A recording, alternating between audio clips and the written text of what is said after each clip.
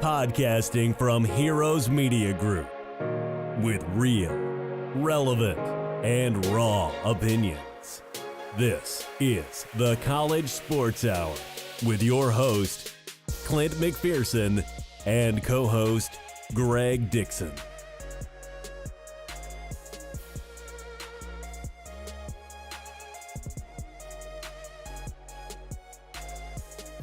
Welcome back. This is episode 13 of the College Sports Hour. I'm your host, Clint, and I'm sitting here today with my partner in crime and co-host, Greg.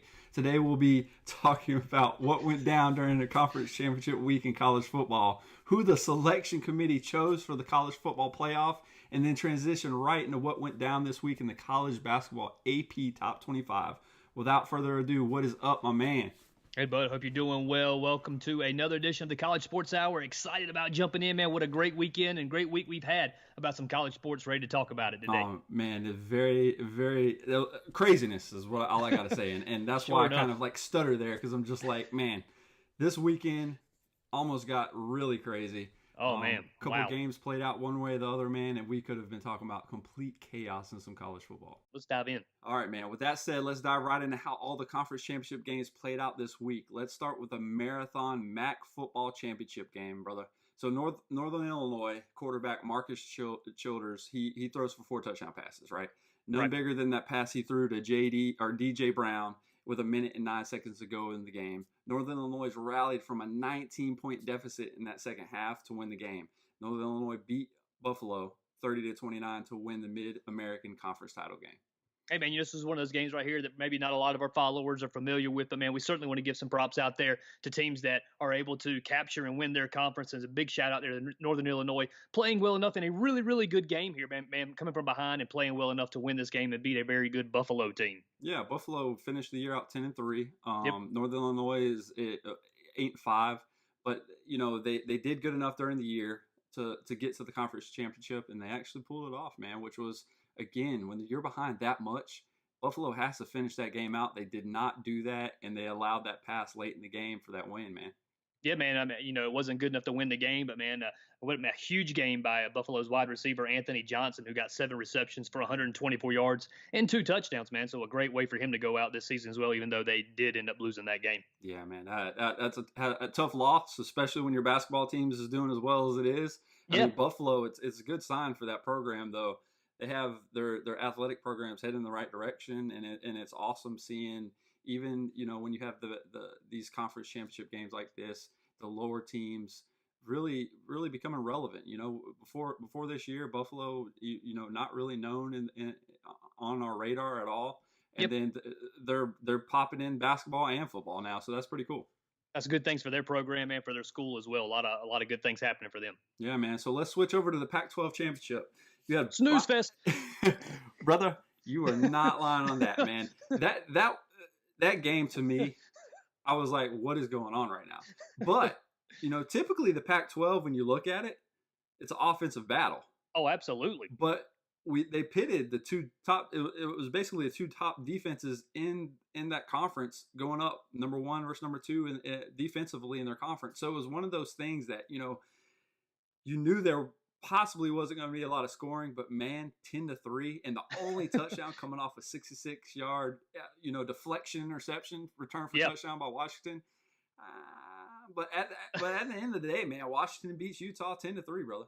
You know, this is that typical game right here that goes out there and proves that old adage that, you know, offense may win games, but defense will win championships. Well, here you go, because that was exactly the case, man. Utah only able to manage 3 points throughout the entire game. Washington's own offense only put up 3 points as well. But, man, it was that costly turnover right there, just kind of like a little lucky, fluky kind of play, man. And Byron Murphy running it all the way back in the third quarter for that interception right there that was able to win them the game, man. You know, Utah was coming in there without their starting quarterback, without their starting running back in this game, lost both of those guys to injury, and then lost their top receiver in this game as well. So, man, they were certainly battling the injury bug, and that didn't help them out at all, and they were not able to overcome this Washington Husky team. Yeah, and it was a Washington team that again, this year I'm just waiting for them to break out, and it was another game. They didn't do what I expected them to do. I mean, But that defense held Utah, you know, to 188 yards. They forced 3 turnovers, And that interception return for a touchdown was just ridiculous. The guy bounces off his side, off his butt, off his arm, leg, whatever it was. It stayed in the air, and Byron Murphy took care of that, man. It reminds me, probably nobody out there in our podcasting world is going to remember this reference, but man, it reminds me of the old one, like it was like the '92 Olympics, and you had the McDonald's commercial of Michael Jordan and Larry Bird shooting, playing horse, and it was like off the backboard, off the scoreboard, right. off the floor. It's some crazy. That's what it reminds me of. Some ridiculous called shot right here is going to bounce off everything it possibly can and then land in his arms. No, exactly, man. That's funny that you mentioned that, because I was kind of thinking about that. I think I was thinking about the other day while I was watching LeBron and the Lakers play a real late night game. And I don't know what spurred me to think about it, but I was thinking about, they're standing outside and Larry Bird looks at Michael, and he throws it inside the gym through a window, Yeah. It bounces off a pole, hits like a McDonald's cup, bounces back into, and it's just ridiculous. But hey, man, if any of our listeners remember that commercial, man, give us a shout out on social media, man. Let us know you remember that one as well. Yeah, man, that's old school. But let's transition right over to the Conference USA Championship game, man. This is big. Yeah, man, Really big stuff. News, because a team that was just, their program was cut about 4 years ago. They cut the sport completely. They brought it back, and they've been in a transition phase. But, man, UAB's running back Spencer Brown had a huge game. He ran for 156 yards and a touchdown. Nick Vogel put UAB ahead with that field goal with 3:23 remaining. And the Blazers, who were reinstated their program last season, man, after a 2-year hiatus, took a huge step in the right direction and beat Middle Tennessee 27-25, brother. Man, I'll tell you what, I don't know that you can say enough about this idea right here, man. It's like one of those Cinderella stories, and I'm sure that's going to have a little bit of a common theme today as we talk about some of the stories behind the stories with some of these games. But man, UAB, a school that doesn't even have a program, a couple of years ago, comes out of nowhere, man, and takes a huge step here at defeating this Middle Tennessee team. It may not seem like that big a world in the grand scheme of things about all the D1 schools that are out there and some of the 5 major conferences that we'll talk about and making the college football playoff. But you talk about a school not having a program to having a program and in just 2 years winning their conference championship. That's huge, man. That's such a big deal, man. Hats off to these guys, man, being able to kind of rally around and get their program going back together, getting the program back going in the right direction here for them. And, man, seeing some good things happening for their school. And, it's good morale there for the school as well when you see your team do something like this. Yeah, man, and just know, guys, everybody living in Birmingham, the Conference USA Championship is coming home, guys. That's right. So, man, let's after talking about that, man, we got to go to the Sun Belt Conference, give them a little love. It's not something that, App State jumped into the rankings earlier in the year. We were like, hey, maybe they shouldn't be here. They proved that the following week by losing that game. But, man, they finished out the year 10-2. And App State's quarterback, Zach Thomas, he showed out, man. He had 2 long touchdown runs, while running back Darrington Evans set up another score for a 97-yard on a 97-yard kickoff return, which was huge, man. And they beat Louisiana Lafayette 30-19 in the Sun Belt Bowl. Not much really to talk about Louisiana Lafayette, the Raging Cajuns. I mean, they're 7-6 on the year. But still, it was a conference championship game. App State took care of business. And really what sticks out to me, man, in this game when I'm looking at it was the turnovers that were forced by App State. Over here in my area, man, I'm only a couple of hours away from App State, man. It's not too far away. So I got a lot of App State fans around me, around this area, awesome. Man. And, man, there's a lot of celebration happening out this way, man. Once celebrating a big conference championship for them, man, making a big deal. Yeah, they kind of fell in and then fell out really, really quickly in the top 25. But, man, another good win for this program who continues to take steps forward to being a really good school and, a really good football program who continues to move forward in that. Yeah, man, and finishing out 10-2, 7-1 in the conference. They took care of business throughout the year.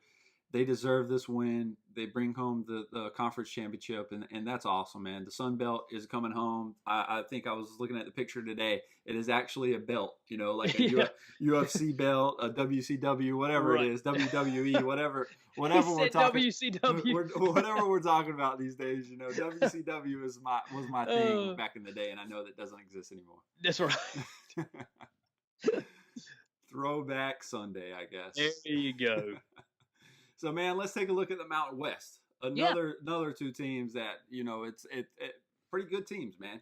You got Fresno State had an 11-2 year. You have Boise State finish out in 10-3. But this game, we both on our predictions were leaning towards Boise State. Boise State was playing at home on the blue turf. But again, the snow caught up with another team that relies on the passing game.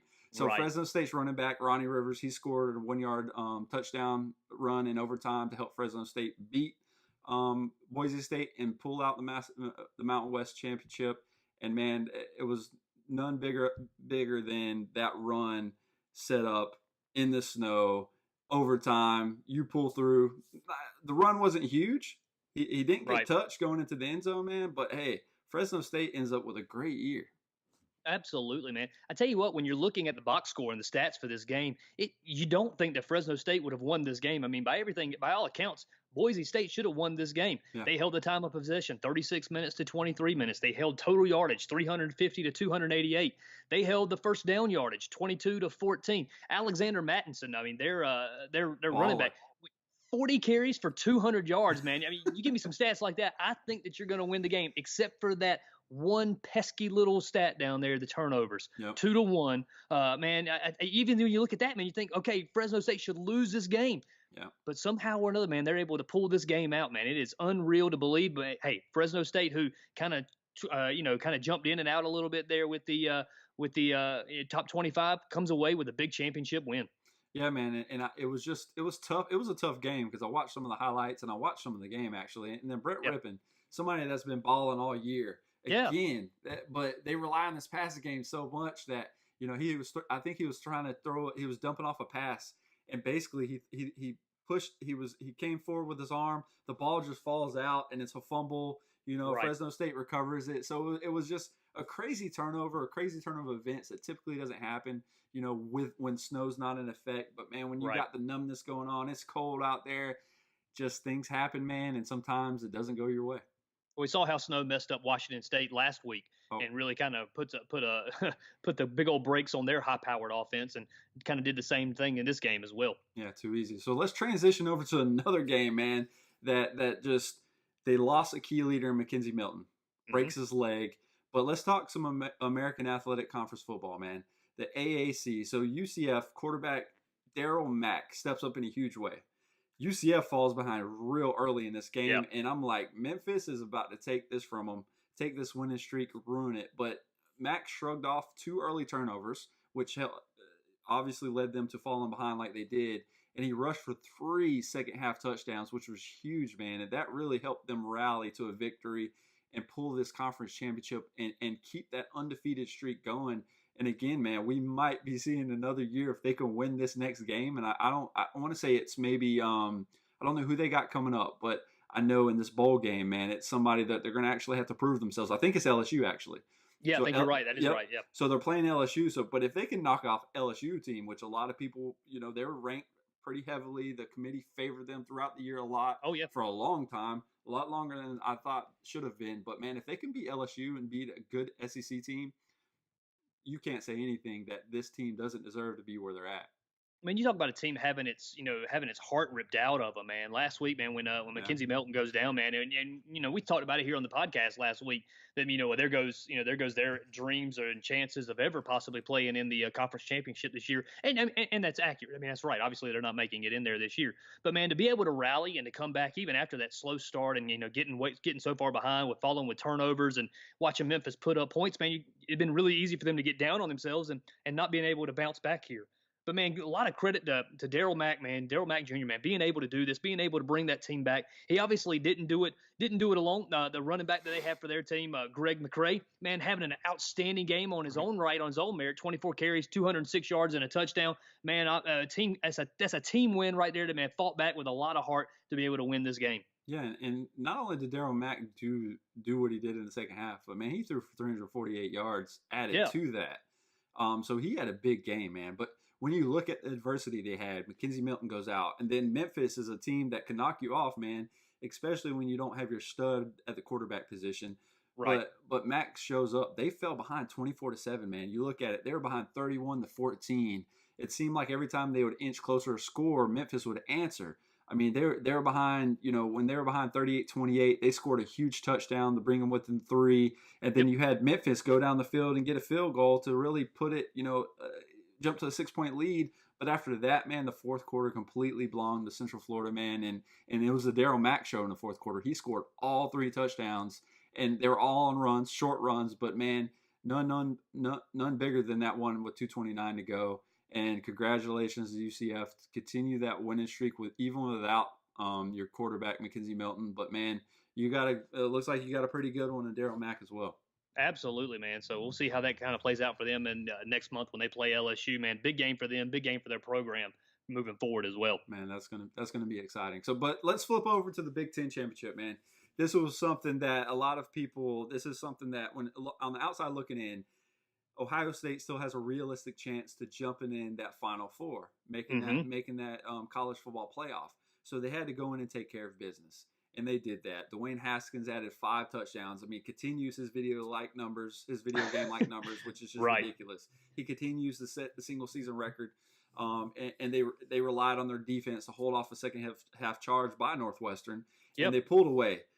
To win the Big Ten crown, man, and beat Northwestern 45-24. Kudos to Ohio State, and that coming away and having to pull that game out. And a lot of people were thinking they were just going to have a letdown. That the offense wouldn't show up. Northwestern was going to come take care of business, but that was not the case. They made a statement heading into today. Well, I tell you what, man, I was actually one of those people who thought that Ohio State would have a letdown. Man, I going into the Michigan game, obviously, I didn't give them a chance of being able to beat Michigan, and they were able to do that. But I just felt like they got so hyped up and their energy level was so high that there was no way that emotionally they could get up for another game like that to be able to play in this conference championship game against a Northwestern team that I felt like a lot of people doubted this year, and never really took seriously, even after they had sealed up their division of the Big Ten and playing for that Big Ten championship.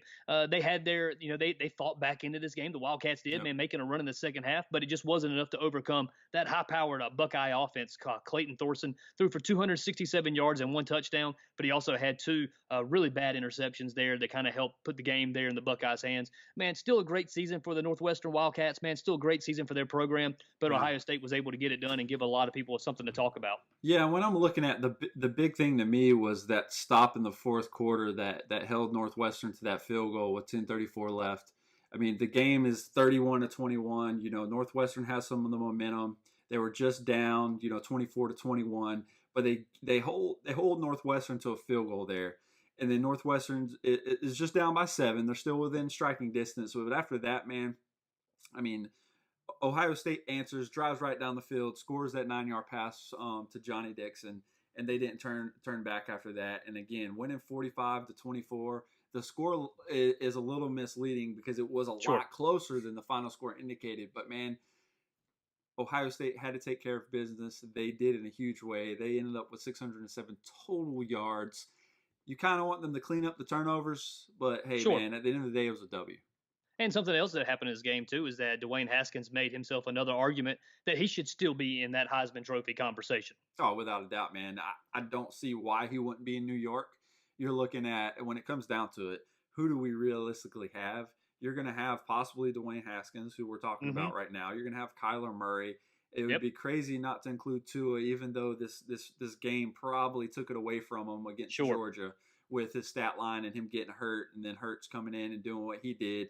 But, man, Will Grier might be there. So you're looking at some guys that have the potential to just be there.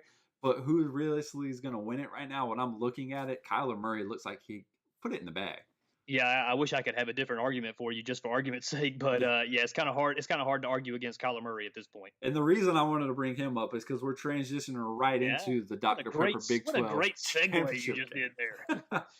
Yeah, not looking like a rookie, So, so you got Kyler Murray, man. Like we just said, he throws for 379 yards and 3 touchdowns. In this game, they avenged their earlier season loss to Texas, and that was their only loss.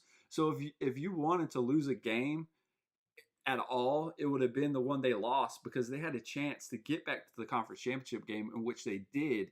Yep. And their defense, out of all things, and I can't believe I'm saying this, actually have stepped up over the last 2 weeks. Even though they let up a ton of yards last week, they still came up with some crucial plays at the end of the game. They come up with some crucial plays in this game and really separate themselves in that fourth quarter to drive this win home. And, man, they come away with a big win, beat number 9 Texas 39-27, and it was just a big win for them. if you just tell me that that Oklahoma holds Texas to 27 points, I would count this as a victory for Oklahoma because they weren't giving up 50 in this game. Yeah. But man, I tell you what, man, one of the key plays for me as you're looking at this thing about the Oklahoma defense was that safety. Oh my gosh, that was one of the ugliest hits I have ever seen. Sam Eilinger never saw that coming, and he just got drilled, man. It was ugly, but man, what a big play for your defense coming up at that point in time in the game. You got Texas backed up there in their own end zone. You come away, you get the safety there, man. You get the ball back for your offense as well, man. What a big play that was. But man, I tell you what, man, what a great win this was for an Oklahoma team that needed a good solid performance here to keep them in that conversation about where they were going to land when the College Football Playoff Committee got done earlier today. Yeah, man. Earlier in the game, when the Texas Longhorns jump up 14-6, I'm like, here we go. It's going to be one of those games that Texas is just going to run it. But obviously that was not the case because after it went up 14-6, Oklahoma comes back and jumps up 27-14. But here comes Texas. They tie it heading into the fourth quarter. But after that, man, it was that safety, like you said, was ugly. The guy that actually hit him needs to kind of practice hitting because if you do the slow motion of that, I'm like, bro, do you ever tackle? Because it was ugly. It was not only ugly for him, but Sam Ehlinger. But dude, that right there changed the whole momentum. The tide shifted there, and then it was all Oklahoma for the rest of the game. No doubt. All right, man, let's talk about the ACC, which we knew this was going to happen. The ACC Championship game, another Dr. Pepper-sponsored event. Travis Etienne ran for 156 yards and 2 touchdowns. He breaks 75 yards right off the bat. I mean, after that, it was basically game over. Pitt does go on to score 10 points, but Clemson wins this 42-10, and it was one of those games that we kind of knew Clemson was going to cruise. They just had to show up and do it, and they did it. Yeah, I mean, at least this game had a little bit more offensive firepower than the Pac-12 championship did. But at the same time, man, I don't know if anybody that was actually giving Pitt any kind of real opportunity here, a real chance to be able to do anything. I know Pitt's a running team and everything like that. I know they kind of that's where they kind of holding their their offense on and everything like that. But when you don't really throw the ball at all. And I do mean at all. Yeah. When you're going for 8 yards on offense, I mean through the air, yes, 8. Pickett went 4 of 16 for 8 yards. And guys, this is not a triple option team. This is not a team that just runs the ball every time, other than maybe it was sloppy conditions. Got it. Yeah. I mean, it had rained a lot in Charlotte. There was a lot of questions as to how the field was going to play out there or anything like that. But come on, 8 yards through the air, you're not doing anything at that point in time. No, you're not cutting it, man. They did make it just to give them a little bit of say, hey, you had a chance. You did have a chance in the second quarter. You brought it up to 14-10. That's the closest this game got. I mean, when Clemson jumps out to 14-0, I'm like, okay, it's a wrap. Yeah. But hey, Pittsburgh mounted a comeback, had a few mistakes. Again, the weather played a little bit into that, but 14-10, I'm like, okay, Pitt might make this a little bit interesting. But after that, man, it was all T. Higgins really. And then, a few sprinkled in a few yards like Adam Choice and then Lynn J. Dixon. But man, Clemson, from the beginning, we knew they were going to take care of business. They took care of business. And Pitt, unfortunately, you just 8 yards. Come on. Transitioning. Yes. And let's transition to the game of the night, man. This lived up to the hype. Absolutely. So when you're looking at it, I'm thinking that Georgia, I wanted Georgia to win, obviously, because I wanted complete chaos. Absolutely. I wanted things to just go down that we weren't expecting. And that not only that, I wanted Oklahoma to lose to Texas. Yep. I wanted Ohio State to lose to Northwestern just to see what happened. Yep. It didn't go down that way, but Georgia almost pulled it off. They just wet the bed again, man. That's 2 years in a row. It was, right. But the story in this game, man, was the huge twist from last season's national championship game. You had Jalen Hurts coming off the bench because Tua goes out with an injury. Yep. And everybody wants to say, Tua's this, he's soft. But, man, did you see some of those ankle bends and some sprains that he was coming down with? I thought a legit break was the worst case scenario from the time when he was laying on the ground. They pulled the card out. He waved them off, I think, because he wanted to stay there on the sideline and root his teammate on. And so I give him props for that. But Jalen Hurts, man, comes off the bench. He passes for 1 touchdown and then runs for another for that huge fourth quarter touchdown, man, to where he basically, man, they were a different team when he came into the game. People want to make the argument who's going to start the next game. It's still to his team. Sure. It's still to his team if he's healthy. Right. But it was Georgia was so focused on stopping Tua that it was almost the same case of last year. When Tua steps in, Georgia has no answer. It's the same way Jalen Hurts steps in. Georgia has no answer. They were just not ready for that predicament. And Jalen Hurts showed why the first 2 years that he started for Alabama, he led them to a national championship the first year. He led them to the national championship game the second year. And, I mean, he showed – and that's the best case scenario for Alabama. You still have a stud at quarterback. Absolutely. Your stud goes down. Stud number 2 steps right in, man, and delivers a huge win. I tell you what, man, one of the things that was impressive to me about Jalen Hurts coming into this game was how calm he looked in that situation. It's like he stepped onto the field knowing and believing that he was about to lead Alabama back to win this game in a situation that you wouldn't really anticipate because of why? Because the knock on him was that he wasn't a very accurate passer. He couldn't really throw the ball. Man, he made some unbelievable passes in that game that were right on point. I think about the touchdown pass that he threw, man, as he rolled out to the right, man, and launched that thing into the end zone. Man, the defender was actually in really good position that really had him covered there as he threw the ball into the end zone for that touchdown pass, and he was able to put it right on the money where only his guy could get it. Man, huge. Man, I love this story just from the simple fact of all the conversation that happened around him last year about needing to transfer, was going to transfer, or he wasn't happy about his position, didn't like the fact that Tua was going. Hey, man, he never came out and said any of that stuff publicly. I don't know what he was saying privately, but obviously he chose not to transfer. He chose not to go anywhere. He chose to stay there and root on his team and wait for his opportunity to come in there and show the world what he could do. And here it is. Man, that takes a lot of pride to swallow. He got punched in the mouth. His soul, his heart was taken away from him when he lost that job. I've been in similar situations to where you're the number one guy. Some stud comes in and takes your spot. You can't do anything about it but get better or go somewhere else. He didn't go anywhere else. He stayed for the team. Is that going to say he's going to not transfer his final year? He's more – I mean, what he did, you're free, brother. Go where you want to because you're not turning your back on Alabama faithful. You're delivering for Alabama faithful. It's just at the end of the day, what is best for you. A lot of people in his predicament would have turned away and ran, just like Clemson's quarterback. Kelly Dip out, throw the deuces. We're done. You turn your back on me, I'm turning my back on you. But he didn't. He stayed. He believed. He didn't quit. He didn't. When he could have gave up, he could have gave up. He could have hated on Nick Saban. He could have done this. He could have turned his back on the whole thing. He didn't, brother. He stayed there because he was meant to be in that spot, that position he was last night.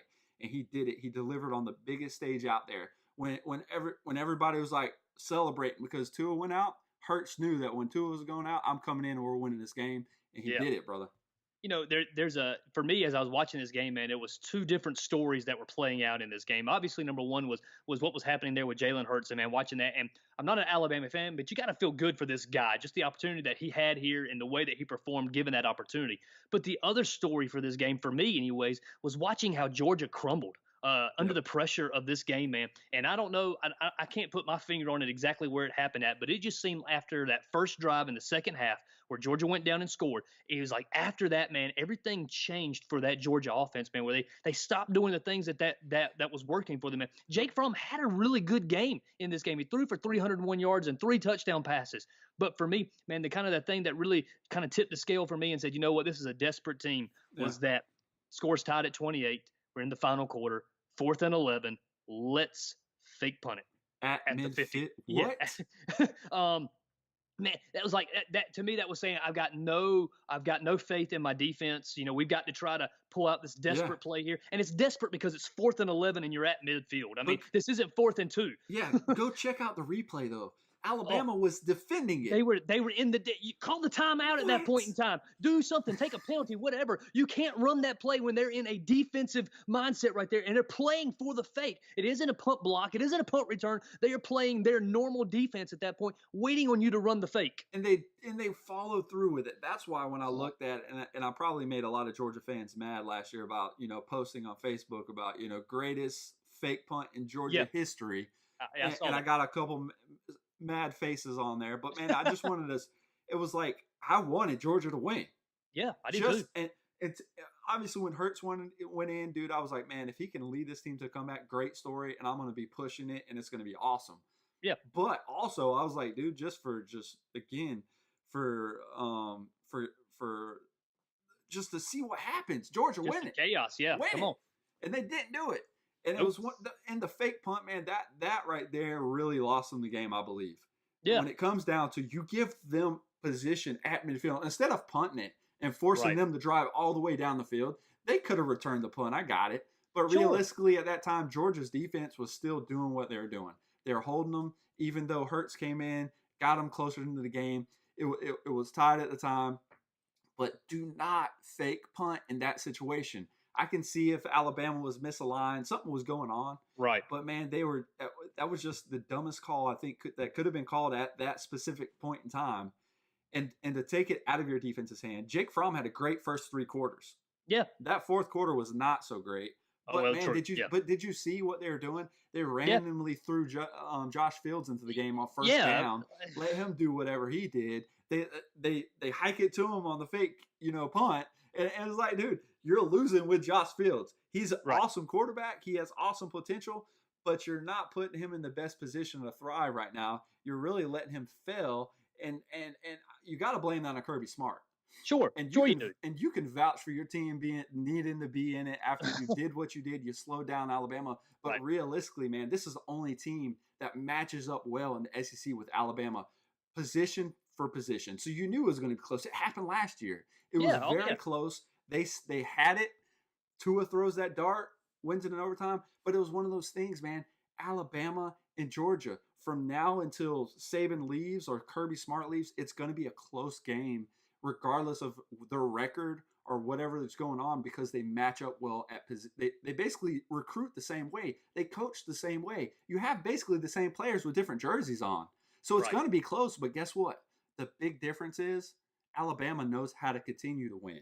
They find ways to win. That's why they're that dynasty. That's why that Nick Saban is credited for being the coach he is, because he finds out even when they struggle, even when a team does come across like Georgia and slows them down, they win it at the end. What you got here is you got a great example of a big brother, little brother. And big brother's going to continue to hold little brother down until little brother can finally get enough up inside of him to knock big brother down a little bit. So at this point in time, Georgia's been up on Alabama.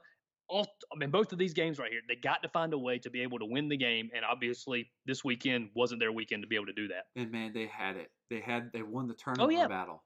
They had the most total yards. They were winning, time of possession. They were winning the first time. They had control of this game. And so if you're a Georgia fan, and I know my Georgia buddies and fans are just like, they're probably hating me right now, but they're probably hating everybody else that are talking about they don't deserve to be in the Final Four, which I do not think you do. Yeah. One is, okay, you're the only team to hang with Alabama because you match up so well with them. The game is about matchups. That's why sometimes you just can't go smash another team because they match up well with you, so they're going to slow you down. And this is one of those cases. And 2, did you not see what happened against LSU? That right there. LSU is not a good team when it comes to offense, but they scored 36 points on the Dogs, if not more, maybe 38. Sure. I just know it was in that framework. And they held Georgia like 16 points. So at the end of the day, it's a simple saying. You win, you're in. Right. You had 2 chances this year to win and be in, and you didn't do it. I also think that if Georgia were to get into that Final Four, they were going to be the 4th seed. Who was going to be the number 1 seed? Alabama. So so in that semifinals game, you're going to be playing those 2 teams again. But the only difference here is that you're giving Nick Saban 5 weeks to prepare. Yeah. Like we said last week, I'll say it again this week. You give Nick Saban 5 weeks to prepare for your team, I'm pretty sure it's going to be a little bit of a different story. Yeah, and that's dude. We're going to get into it, but it's about to get interesting because he has 5 weeks to prepare for the team Yep. they're going up against. But unfortunately, that team might have the Heisman Trophy winner on their sideline. Just maybe. So, all right, man, that wraps up Conference Championship Week of college football. Let's talk about who is officially in the top 4 of the college football playoff and a few other teams on the outside looking in. So, the College Football Playoff Committee obviously got together throughout last night and this morning, and they released who would be in the college football playoff around 12:30 Eastern today, I think. And it was quite interesting how everything panned out. So, everybody knows by now what the top 4 ended up being. You had, again, top 4 plus 2. We're going to talk about the top 6. You got Alabama coming in at number 1. You have Clemson at number 2. Notre Dame at number 3. You have Oklahoma 4. Georgia's at 5. Sorry, guys. And then Ohio State, which didn't get any love, is at 6. So did the playoff selection committee get the Final Four right in your eyes? You know what? At the end of the day, looking how everything played out, looking at the entire season and looking how it is, yeah, I would say so. I mean, I don't know. I know that there is a lot of conversation still about Notre Dame still sitting in there, not playing in a conference championship, and I'm hearing a lot of talk about you're rewarding a team for not playing in a conference championship, or and that kind of deal. I think there's a lot of Georgia fans that are making that kind of comment.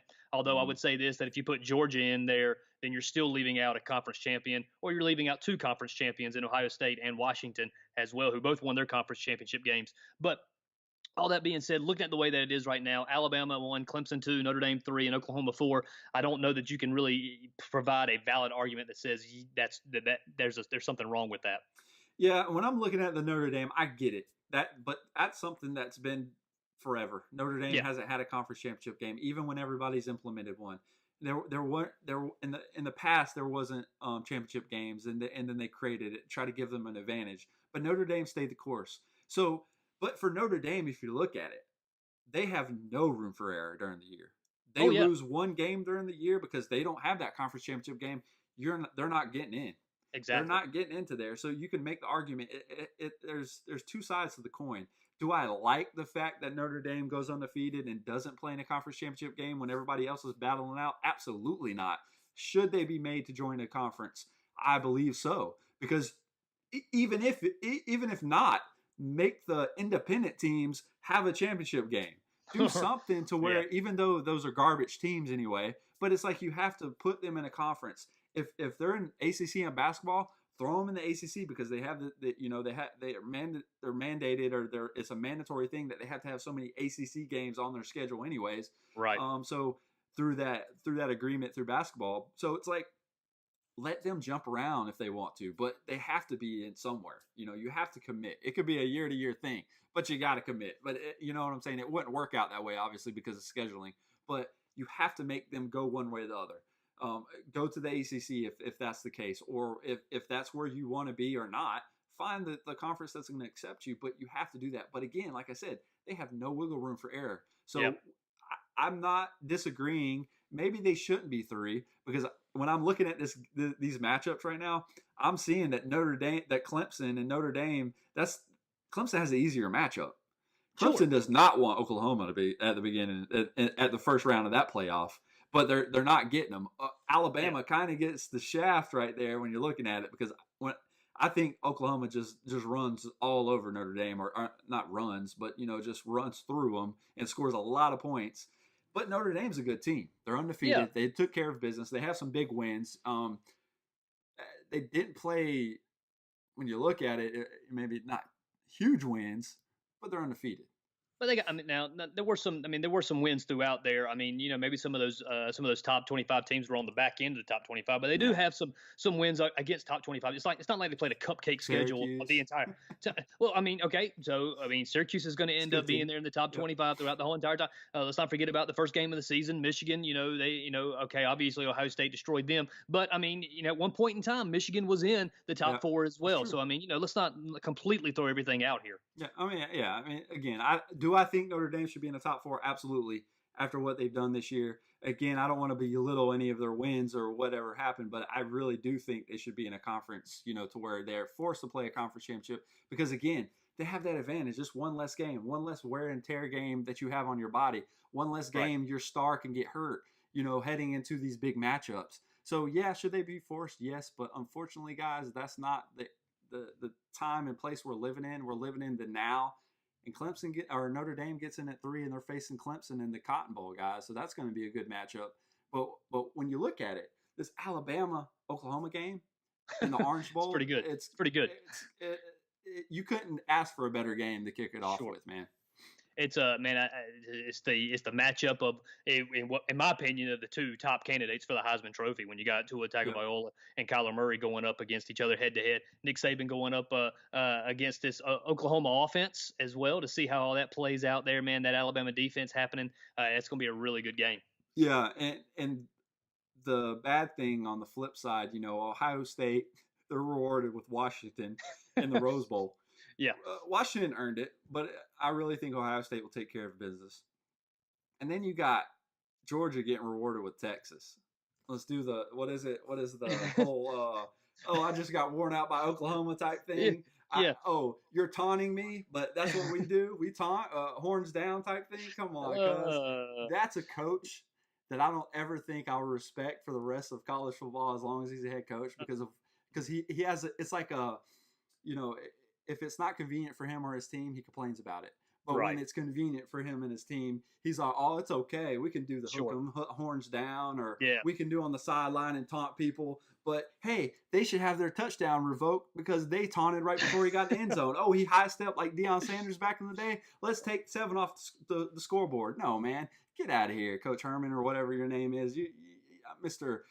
I'm too good for everybody, but then I got a whole bunch of controversy going on with me too. Does he have Texas headed in the right direction? Yes, but man, he has to stop being a crybaby on the sideline, dude. Why don't you tell me how you really feel about it? I'm letting you know right now. It's coming out. So at the end of the day, man, I really think they got it right. I don't think a 2-loss Georgia fans just hear this. You do not deserve to be in it. Okay. You can't say they don't deserve it. No, you don't. Again, it's the whole philosophy of when you're in. Alabama won, they're in. Clemson won, they're in. You had the chance. You were winning the game. The last 2 years, you could have won and you could have been in. And obviously, you lost and still got in the last year. But guess what? You didn't do it this year. If they had not lost to LSU and had only lost to Alabama, without a doubt, then there's a serious conversation to be had right here. But I think you got to be careful here too about, the college committee did it last year, and I know it's about getting the top 4 teams in. I get it, but if you are not, and here's the argument for me to say Notre Dame doesn't have to go into a conference and play in a conference championship game. Here it is. There are plenty of times where the conference, where the playoff committee is not valuing conference championships. Yep. I mean, you're sitting there saying that winning your conference championship game doesn't necessarily have to be, because you still got 2 conference champions that aren't playing for the college football playoff. Sure. I mean, just something to think about. I mean, they have this whole 4 playoff spots has devalued the Power 5 conference. The Power 5 conference is even when it was just 2 teams getting selected, they're crying then. They're going to cry when there's 4. They're going to cry when there's 6. They're going to cry when there's 8. It's just going to happen, man. Yeah, exactly. But for instance, though, if you take it, let's just talk about this just for 1 second. If you did take the top 6, what a massive playoff and money-making thing that would be. If you took the top 8 right now and had UCF get in that last spot, you're talking about a huge money-making venue there. I mean, guys, if they expand the playoff, do I think they should? Absolutely. Do I think it's going to go that way? Absolutely. But right now, we only got 4 spots. Yeah, we're not there yet. No, not at all. So with all that said, man, that was some good stuff right there. I got a little heated, a little passion, guys. Sorry, bear with us on that. But let's switch topics and talk some college basketball, guys. College football is kind of winding down. We do have the Army-Navy game coming December 8th. That's going to be a big one for all the people that, have served and all the people that, like college football. It's still a big game. Usually crazy weather, cold, snowing. It's always raining, whatever it is, it's going to be exciting. But man, let's talk some college basketball because we're in week 4 and it continues to be an exciting time of year for basketball. And there's a lot of time a team still trying to figure out how to play together and get that chemistry together. There's some top teams from last year that are kind of struggling, trying to get it headed in the right direction. There's some teams currently ranked that continue to fall week in and week out. It's come tomorrow, I'm sure the rankings will shuffle again. But let's take a look at some upsets and some big wins that happened this week in the AP Top 25, brother. Yeah, man, let's do it, man. I'm excited to talk some college basketball, man. It's starting to heat up, man. Things are looking good. Yeah, man. So November 26th was a huge day for Texas Southern. Texas Southern takes care of number 18 Oregon, man. Texas Southern shocked them and beat them 89-84. Trayvon Reed scored 23 points, and John Jones added another 20 to help Texas Southern shock Oregon on Monday, man. This is a big win for Texas Southern, who sits at 2-4 right now. That's exactly right. So Oregon's at a little bit of a free fall. Not only did they lose this game, but they would lose later on in the week as well. But you mentioned Trayvon Reed, man. 7'2" senior for Texas Southern, who goes 9 from 9 from the field and 5 for 5 from the free throw line. Man, that's huge numbers from him, man, being able to put the team basically on his back. John Jones does add the 20 points, like you mentioned. Texas Southern went into the game as a 24-point underdog coming into this game. Man, there was nobody that was placing their bets on Texas Southern to upset Oregon here, but man, they were able to do it. Jalen Patterson, he adds 13 points and 11 assists for Texas Southern as well. They scored 57 points in the second half to overcome a 7-point deficit at the half, man. It was huge. It was crazy, man. What an unbelievable game this was, and they get a big win against Oregon. Yeah, you're down 7, and you outscore them. You outscore them 12 in the second half. That's huge. Yeah, especially being the team you are. You've already lost 4 games coming into this game. And then you come away with a huge win against a ranked team. That's a quality win for them. Do I see them making the field of 64 or whatever it is now, of 99 or however many people we got playing? 68. Sorry. Of the field of 68 college basketball teams. Basically everybody and their mother gets in. But do I see Texas Southern realistically doing that? Probably not. Could they get lucky and win their conference championship game to get in? Possibly. But, man, still a good quality win for that team. Oh, that's a huge win for that team, man. And I tell you what, against what is a good but kind of a team that's searching to find itself in the Oregon Ducks. No, without a doubt. Let's switch and transition over to Indiana versus number 3 Duke. Your boys. Zion shows out. Zion Williamson, R.J. Barrett, they both lead number 3 Duke past Indiana 90-69. Williamson scored 25 points. Barrett added 22, and Duke basically routed Indiana on Tuesday night. But man, the big thing in this game for me was the foul trouble that old Barrett ended up getting in, and it was one of those things, a glaring issue that could hurt them. Zion and Barrett need to stay out of foul trouble. I know Zion was having foul trouble at the beginning of the year. He's kind of figured it out because, dude, he's been going these last few games, 0 fouls, 1 foul. He's figured it out. RJ Barrett just has to stop being so aggressive at times, especially when it's, on the defense side of the ball. Yeah, man, they're getting some of these fouls away from the basket. It's out there on the perimeter, and they're putting their hands out, they're reaching in, trying to get that steal. And I can appreciate that aggressiveness there, but you got to play smart too. I mean, you can't be doing that when you've already got 2 fouls in the first half. I mean, you can't be getting that 3rd foul on something like that because you're going to get called for it. I mean, you start extending your hand like that, that's going to happen. But the question is that how would Duke bounce back after that loss to Gonzaga? That was the first time they played the game since that loss in that really great matchup against the Gonzaga team. And they bounced back great, man. They never trailed in this game. They shot 52%, and their defense kind of stepped back into it as well and forced 20 turnovers. The Indiana team, don't let the score fool you. Indiana's a good team. This isn't a bad program or anything like that. They're really starting to make some changes, turn some things around. They've got some really good players on there. They got a stud in Langford. So man, this is a good win for a Duke team, even though it was at home. Man, it's still a good team. Trey Jones added 15 points. Cam Reddish had 13 as well. So man, a good win for the Dukies. Yeah, and what really did it for Duke when I'm looking at it is that first half. When you jump out on them 53-29 heading into halftime, bro, that right there it says it all, because you can coast in the second half, which they did. Indiana outscores them 40-37 in the second half, but man, Duke really took care of business in that first half and really separated themselves. And again, forcing 20 turnovers was huge, and then holding Indiana to 39% shooting from the floor, that was even bigger. Yep, very huge. So, man, here we go. A team that we talked about last episode, Michigan State, number 9 in the nation.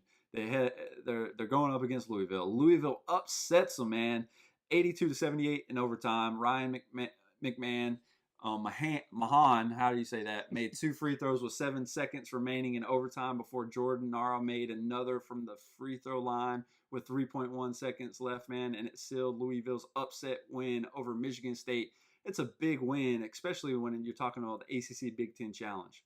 Yeah, man, you mentioned Mac Mahan, man. He's feeling his shot for the most part of the night. He finished with 24 points, and all 7 of his overtime points came from the free throw line. So, man, you talk about a guy who's got the quote-unquote clutch gene. Man, you talk about it being right there at the free throw line. He got it. Louisville's a good team that had lost some close games already this season, including an overtime loss to Marquette the previous Friday. Dwayne Sutton's adding 13 points in there. Christian Cunningham added 13 points as well.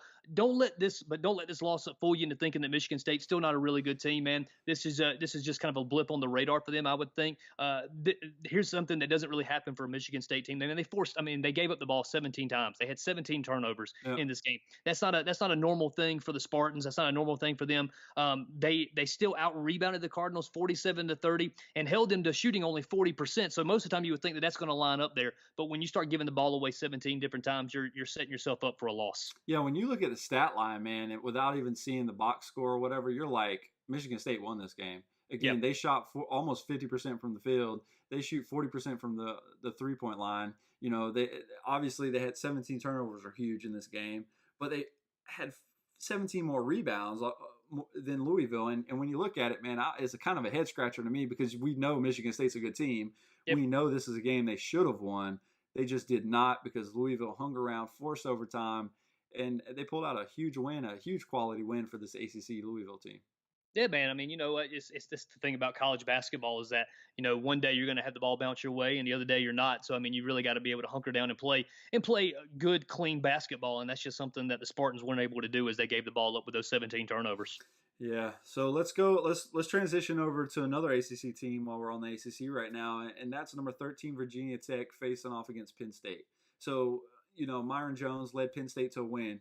An upset win over number 13 Virginia Tech. Jones scored 13 of his 18 points in the second half, which was huge, and they pulled off the upset 63-62 on Tuesday.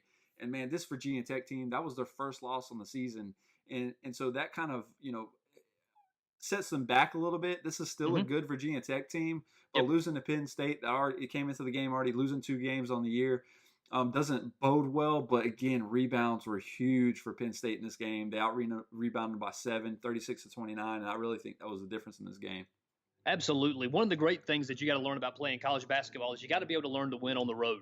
And this was Virginia Tech's first real road test of the season. And so being able to go into that kind of environment and be able to keep yourself calm and collected and be able to play your kind of game is extremely important. And the Hokies just weren't able to do it for this particular time. They had some good moments throughout the game. I mean, things were still going on. They did lead at the half by 2, but they just weren't able to put the entire complete game into play here. Penn State had some great people that stood out. Lamar Stevens added 14 points and 8 rebounds. You mentioned Myron Jones. He went 4 from 8 from behind the arc for him. So that was a big deal. Bolton had 11 points for Penn State. So, man, it's a really good game for this Penn State team to pick up a big win at home over against a ranked opponent. Yeah, huge win for the Nittany Lions, man. So let's transition over to November 28th. We got number 4 Virginia going up against a ranked Maryland team, which probably will not be ranked tomorrow. But they were number 24 in the nation. Maryland's still a decent team. And Kyle Guy, he was the man in this game. So he scored 18 in this game and helped Virginia beat Maryland 76-71. Guy scored 18 points, and Virginia combined effective outside shooting with this usual stout defense. Like normal, they slowed the game down and they slipped past Maryland. It was a close game. It was back and forth, but going into half up 9 was huge for Virginia. And it was just something that Maryland, you know, they tried to crawl back into this game. They just couldn't get over the hump, and they lose by 5. Yeah, man. When you look at this score, 76-71, I would think that Virginia went into double overtime thinking that they had scored 70 points because you just don't see that out of a Virginia team. But this was the first time that a team this season had broke 60 against Virginia. So that's something that Maryland can kind of hang its hat on. Virginia found itself up 48-31 with about 16 minutes left to go in the second half. But Maryland got it back down to 63-59. Virginia has a bunch of returning players on their team, so a lot of them are already battle tested. And it's that same team, a lot of those guys that remember losing in the first round of last year's NCAA tournament as a 1 seed. So, I mean, they kind of know what it's like to have to be able to play with some adversity on them. Virginia shot 10 of 22 from beyond the arc, and catch this. They only committed 2 turnovers in the entire game. Huge. I mean, you talk about a team that knows how to take care of the ball. Man, that's these Virginia Cavaliers, man. They know what they're doing there. Virginia had 11 assists and only 1 turnover through the first 20 minutes of the game, so that means they only committed 1 more turnover in the second half. Man, a big deal for those guys, and they come away with I know Maryland won't be in the top 25 after this week, but, man, with still a big win over a Maryland team. Yeah, it's a quality win because, again, Maryland's going to hang around. They'll probably crawl back into the top 25.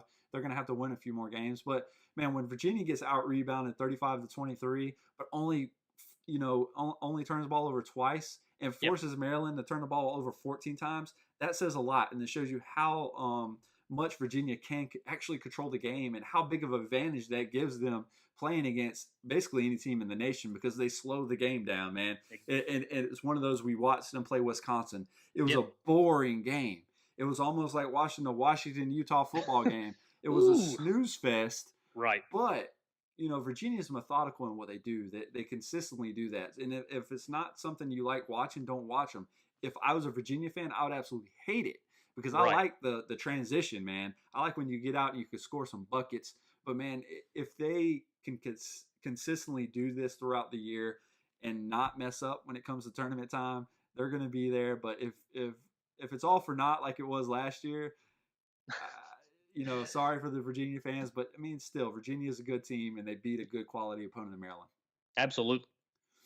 So let's get on to a huge game. This was a game I was really looking forward to. Number 11, North Carolina versus number 7, Michigan.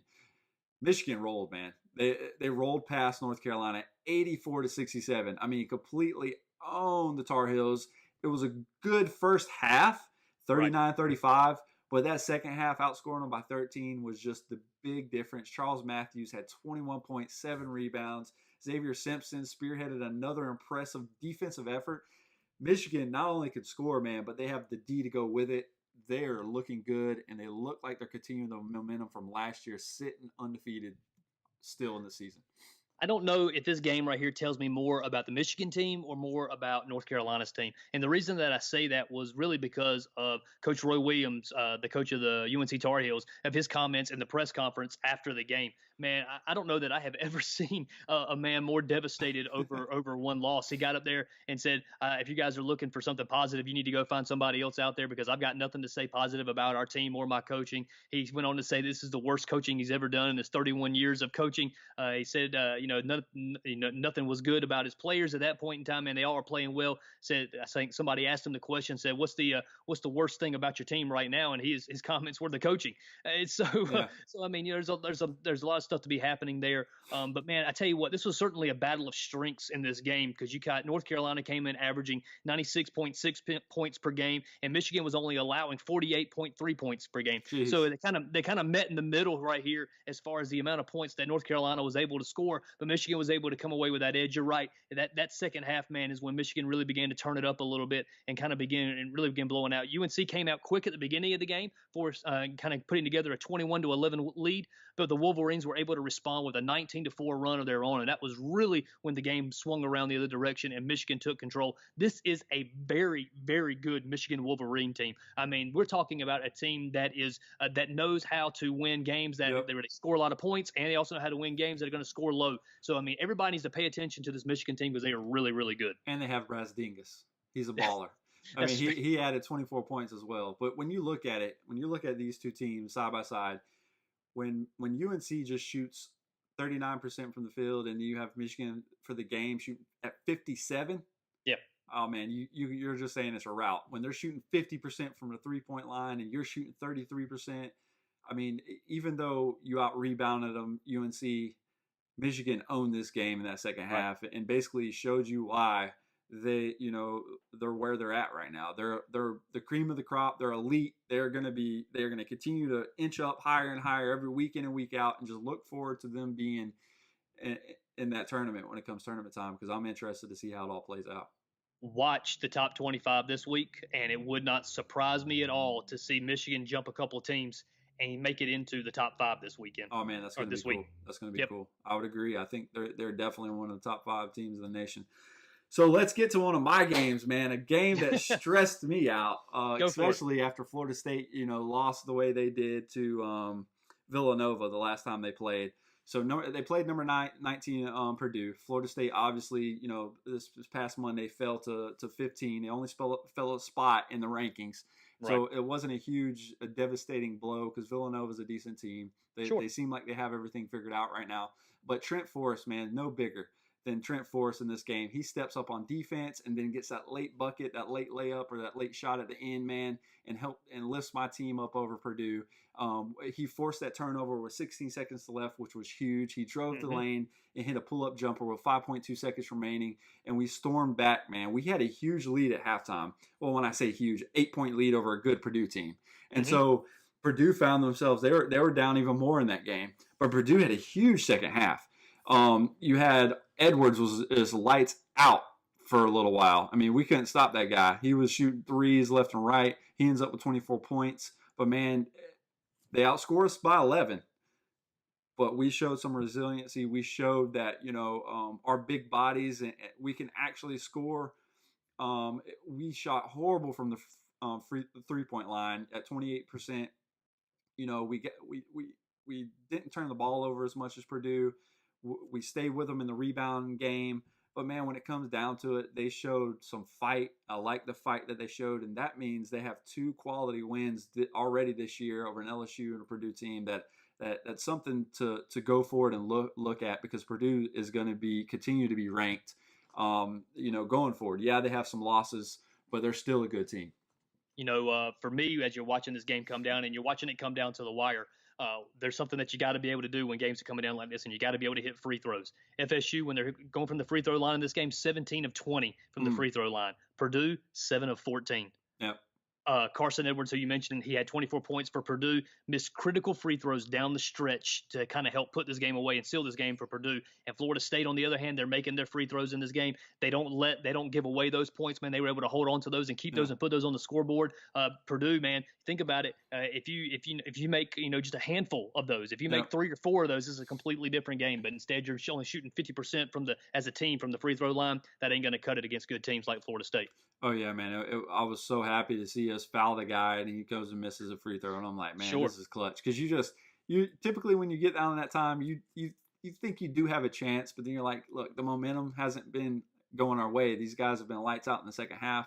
And then he just, like, whether it was concentration or whatever it was, man, there was a couple times where they just they missed some huge free throws that would have put the game away, really, out of reach. Oh, yeah. Or made it a lot tougher for us to even have a chance to win that. But obviously we answered the bell, and it was a great win for us. Very true. All right, man, let's go to Syracuse, another team that we've talked about at the beginning, a couple weeks ago and throughout. They seem to be losing. They seem to be winning. And this week they actually beat number 16 Ohio State, which I texted you, I think, earlier in the week and was like, hey, man, did you see these new net ratings? They have Ohio State number 1.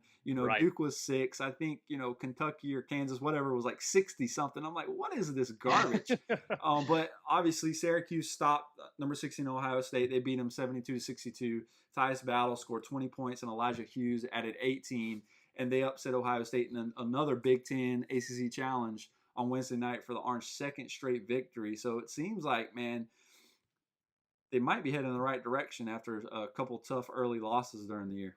Yeah, man, they found their shot. They shot nearly 46% from three-point range in this game right here. So the thing for Syracuse is that they were going to play good defense, but they had to be able to put something together offensively. And they were looking at they like to shoot the three. They like to shoot perimeter jumpers, and they just weren't having anything go down. So it looks like they're starting to find that shot as well. But there's another part of this game too. It was a battle of fouls and foul shots. Syracuse had nearly as many fouls as rebounds, 28-29. 28 fouls in this game to their 29 rebounds. They also had 3 players foul out in this game as well. So I mean, that's something that right there that Coach Baham has to figure out a way to balance with his team. But man, a great win for this Syracuse team as they were able to upset number 16 Ohio State. Yeah, man, I agree. That was definitely a huge win. Especially, man, that would have been crushing if they lost another one.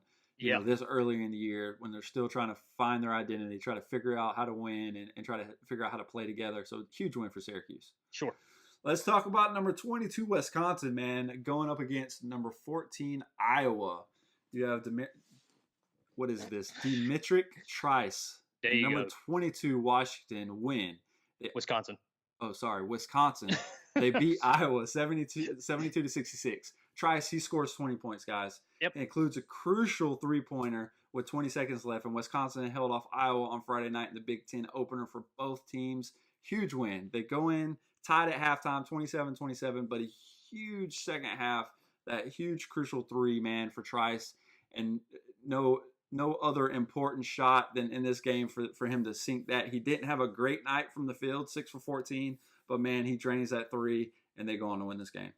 And you know what? To be honest with you, there's probably no other player that you want shooting a three than this guy right here, because he comes into this game leading the nation in 3-point shots at 60%. It's ridiculous. Came in this game, 60% of his threes are going in. That is absolutely ridiculous. Your boy Ethan Happ had 13 points and 7 rebounds and 5 assists before fouling out in this game. Iowa, man, they just couldn't have enough right here to get this game as a winner. Tyler Cook had 19 points and 15 rebounds for him, but they were just 6 of 24 from 3-point land. And so you got to have some more of those shots going in, or you're gonna lose, as they did in this game. Yeah, Cook's out there balling for Iowa, though, man. I mean, he's sitting there 19 points, 15 rebounds, 9 defensive, 6 offensive. I mean, assist. I mean, obviously he only has 4, but still, he's sitting there leading statistically on his team. He just needs help, Sure. And then Hap, number 22. That's your boy. Old dirty. Yeah, old slow tall boy. Yeah. That's right. All right, man. That's enough about that game. Let's transition to another. Let's do this for all the people that are visual. Texas had a bad week. I know the podcast. People can't. If you're listening, you can't see what I'm doing. But I'm doing the taunting that Texas does. So Radford, out of all teams. Yeah, man. Playing good this year, 6-1. Yes, that's right. So Radford upsets. They stun number 17 Texas on Carlick Jones' layup, and they beat them 62-59. Jones made a spinning layup and a free throw with 24.5 seconds left, sending Radford to an upset of Texas on Friday night, man. Huge game. It was Texas had the lead by 1 going into halftime, but that second half, when the game was really slowed down, the Radford team ends up pulling it out, man. This was Radford's first win over a ranked opponent. And so, man, big props to them. I tell you what, man, they played the kind of game that you're looking to play, and then Texas played the game that Radford needed them to play to be able to win this game. Radford only committed 8 turnovers in this game. And then Texas, much like we talked about a few moments ago about some other teams, they missed 10 of 23 free throws, man. They go 50% from the line. Hey, guys, you're going to play college ball, learn how to shoot a free throw, all right? Exactly. Put some crowd noise in the background. I don't care what you do, but you got to be able to make a free throw here. So they went 10 of 20 from free throws, only shooting 50%, and then they go 5 of 27 from 3-point land. You're not going to be able to win any kind of game, even against what you might think of a lowly Radford team there, but they're going to take advantage of that, and they're going to make you pay, which happened in this case. Yeah, man, it's like, what does this look good for UNC? Because Texas, they ended up beating UNC. No, it doesn't look good. So it's like, good for UNC. But Radford could be good, man. We never know. They could be that. They can be the Cinderella. I'll keep my eye on Radford because this is the first time I'm really officially hearing of them. So I will definitely follow them from now on for the rest of the year to see how they end up. I mean, obviously they're 6-1. I don't know who they lost to, but we'll do a little digging and keep our eye on the Radford. Maybe we'll just nickname them the Racers for right now because this are probably way off there. But hey, guys, I'm pretty sure you are, but that's okay. But forgive me. All right, man. Let's go to a big game. A lot of people, when you're looking at it, Gonzaga's playing some good ball right now. Yep. But Creighton's also playing some good ball. They've lost 2, but they also have some big wins on the year. So we knew it was going to be it was a tough matchup for Gonzaga coming into this game. Gonzaga was down by 7 at halftime, man. But Norvell's 28 points rallied number 1 Zags past Creighton, 103-92. Zach Norvell Jr., he scores 23 of his career high 28 points in the second half, and top-ranked Gonzaga wiped out an early double-digit deficit to come back and beat Creighton on Saturday, man. That was a huge come-from-behind win, but a huge second half, man. Yeah, man. This Creighton team, man, seems to always play Gonzaga tough. Man, they played them tough last year, and about messed up their season last year as they were going into this game. And Zach Norvell Jr., man, he had another slow start, much like he did last year. But man, you're right, he did come on strong there with playing a great game, playing a great second half for them. Brandon Clark would go in there and add 27 points and 10 rebounds for them. Your boy Hachimura, what do you call him? What is he? The Silent Samurai. The Silent Samurai, that's him. He had 22 points and 11 rebounds as well. Josh Perkins added 13 points and 13 assists to go along with it. So, man, Gonzaga was able to keep their run going, scoring over 100 points in this game. Yeah, man, that's huge. 62 points in the second half. That's coming up clutch. That is coming up Crazy. huge, especially when you're down against a team that some people, were like, watch out, guys, this is an upset alert. Yeah. Let's switch over to Purdue. Just had not the greatest week, following Sure. Florida State, obviously, heartbreaker there. But obviously, when I'm looking at it, they're playing a number 7 Michigan team, like we talked about earlier in this episode, that is just playing lights out right now. They run into a buzzsaw, man. Jordan Poole scores 21 points. Number 7 Michigan beats Purdue 86-57. I mean, 86-57. Yeah. Poole scored 21 points as part of a balanced offense. Michigan, again, using their defense to propel them to a win. This Michigan team, like you said earlier in the episode, man, is good. This game got out of hand pretty quickly as Purdue tried to call 2 timeouts within the first 10 minutes. That's on top of the 2 TV timeouts that are there as well. So they got 4 timeouts happening there in the first 10 minutes of the game to try and slow Michigan down. And it didn't work at all. At all. Michigan would go into the half leading 44-28. They would shoot 53% from the field while Purdue only shot 36% from the field. Purdue, you're right, Purdue did not have a good week. They're going to fall out of the top 25 this week after losing to Florida State and to Michigan this week, even though Michigan and Florida State are both good teams. But I tell you what, man, Michigan just continues to roll. Well, yeah, when you're sitting at 5-3 earlier on in the season, Purdue's the good team. There's, again, another team that has to figure it out. They have some good players, man. They can play some ball. I've actually watched 2 or 3 of their games so far this year, and they're a good ball club. They just, again, sorry that you had to go up against the buzzsaw of Michigan that's playing just out of their minds right now, and probably will continue for the rest of the year. It's going to be interesting to see what they do, but Purdue, you're going to have to figure something out quick, guys. Yeah. Switch over to Kansas State, man. Oh, the Little Apple. They play Marquette, but the Little Apple goes down. I mean, you got Marcus Howard, brother. He shows out with 45 points, and they beat number 12 K-State 83-71. Howard scored 45 points and went 19. You're talking about making free throws. 19 of 21 from the foul line. Okay, maybe he has to tighten up a little bit. Lay off. Did you have a cramp or something? You missed 2 of them, man. But they use that tight defense to counter. Marquette uses their tight defense to counter Kansas State in-your-face play because, again, Kansas State's another team that kind of slows it down. Their defense is just usually lights out. They can hold you, and they're frustrating. But, man, the hand of the Wildcats their first loss, and it's a good, impressive win early on in the season by Marquette. Yeah, man. Something else about Marcus Howard going into this game is that he was suffering from food poisoning. He had missed 2 days of practice this week because he was whatever food poisoning does to you. That's what he was doing. So exactly. So I mean, he was battling through that as well. But man, head coach Steve Wojciechowski, another Duke alum, was really had a lot of good things to say about Marcus Howard and the effort that he put in there and the way that he played. Man, Marquette out rebounded this Kansas State team 34-25, and that really helped because they committed 20 turnovers in this game. They're not going to be able to beat many teams having 20 turnovers, but they were able to pull it out in this game. Yeah, man, but when you almost hit 60% from the field, when you're 56.8% from, shooting field goal percentage, you can overcome some of those turnovers. So true story. It's good. They out-rebounded them. Yeah, didn't win the turnover battle, but, man, when you're shooting lights out like that, I mean, 57% from the field is ridiculous. Absolutely. That's the Kansas State, where's the defense at, brother? It's like, I mean, 57%, but hey, Marquette was shooting lights out. Again, Marcus Howard was a huge factor in that, scoring 45 points. He was 11 for 17 himself from the field. So, man, kudos to Marquette getting a huge win against a good Kansas State team. Absolutely. Oregon, another team we talked about, just already has 3 losses on the year. They play against number 18 Oregon is going up against Houston.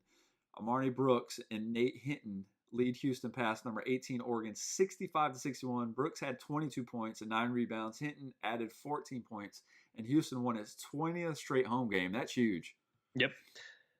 Oregon had their chances to try to pull this game out. I mean, obviously it was a close game there. They struggled in the first half, though, with 10 turnovers and making only 6 of 19 shots there. They played better in the second half, but the deficit was just way too much for them to be able to overcome. And this is their second straight loss this week, man. So, things are not trending in the right direction for the Oregon Ducks. Yeah, when you're sitting at 4-3 early on in the season, and everybody, they still have a lot of time to turn it around. how do you say this guy's name? Bowl? Is Yeah, that? that's it. Yeah, I mean, it's like what? Okay, good job. he's balling. I mean, he's doing it. He's doing his job. It just when you score 18 points in the first half, you're gonna have trouble winning against anybody. Right. And so Houston gets a huge win. Houston stays undefeated, but Oregon, man, 3 losses. That's crushing right there early on in the season. Very true. All right, man, that wraps up college basketball week 4 discussion. But what are some games our listeners can look forward to in week 5? Because obviously tomorrow we have a new men's basketball AP Top 25 coming out, so it'll change a little bit from some of the games we might have jotted down right now. But as it stands, what can we look forward to, brother? Well, as it stands right now, we got several good games that appear like they're coming up this week. You got number 14, Iowa, going up against number 9, Michigan State. Obviously, those are 2 teams right there that are looking to get a big win this week as they kind of begin to right the ship a little bit. Not really worried about Michigan State all that much. They're going to have, they're still going to be there this season. But looking to see how they bounce back this week. Number 19, Purdue, who may not be there either. Probably not going to be there against the number 24 Maryland team. Probably not going to be there as well. Yep. But that's still a good matchup right there. Number 5 Nevada against Arizona State, man. That'll be an intriguing matchup to watch just to see how those teams combat each other. Arizona State's still a really good program going up against this really tough but not a lot of fanfare happening around that number 5 Nevada team. Go ahead, man. I'll let you talk about this next one. So like Arizona State, man, when I'm looking at them, they're sitting undefeated right now, so they're kind of flying under the radar. So that's why I'm glad we kind of highlighted this game. Nevada's good. But again, like you said, not a lot of fanfare around where they're sitting at right now, and possibly it goes along with some of the teams they're playing as well. And will they be able to compete with a Duke or Gonzaga? We'll have to see and wait to find out. But right now, as it stands, Nevada's 5, and this is going to be an intriguing matchup against Arizona State. Absolutely. Also, we have number 6 Tennessee versus number 1 Gonzaga. That right there, circle your calendar. That's a huge one for me. Obviously, later in the week, we got 19 Purdue. Again, probably not there against 17 Texas. Maybe they'll fall a little further in the rankings. We'll have to wait and see with their loss. But, man, circle your calendar for that Tennessee-Gonzaga game. That's going to be a huge test for the Zags and a huge test for the Vols. Man, get your popcorn ready, sit down, get ready for a good basketball game on that one right there. And remember, man, Gonzaga's still missing its best player and still may have another player that's out due to injury as well. And they're still playing really good ball. Yeah, man. Watch out for the Silent Samurai. That's exactly right. All right, brother. That's it, man. That's it for episode 13. I appreciate you jumping on like always. Thanks for your time. I know this episode's a little longer than normal. We have a lot to cover. I wanted to make sure we give all the college football conference championship winners love. I wanted to make sure we talked a little bit about, the college football playoff and the selections that were made. Once we'll go ahead and get together and plan out our bowl, we'll have probably a special episode geared towards the bowl games and talk more in depth on those, and maybe, expand per episode, maybe go a little more in depth on one or several of them at a time leading up to those games. But we got a lot of stuff, a lot of craziness happening. And brother, like I said, I appreciate your time and thanks for jumping on. Yeah, man, it's been fun. Hope everybody's enjoying it. And, man, excited to see what happens the upcoming week and how everything shakes out with all the bowl games that are being announced. And looking forward to talking some more college basketball as well over the next month. Yeah, man. Guys, thank you so much for listening to episode 13 of the College Sports Hour. Make sure to check out and subscribe to the College Sports Hour. Our podcast can be found on iTunes, Spotify, Google Play Music, Radio Republic, TuneIn Radio, heroesmediagroup.com, and collegesportshour.com. Make sure to like and follow us on Facebook, guys. We are up to 402. I don't know if you can see the ticker back there, guys. Slowly, but hey, we are heading in the right direction. Also visit our website at collegesportshour.com, where we continue the college sports conversation and post articles. We want to give a special shout out to our family and friends, to include all of our listeners, followers, and subscribers. Thanks for continuing to support what we do. Don't forget, guys, to join us next week for another episode of the College Sports Hour.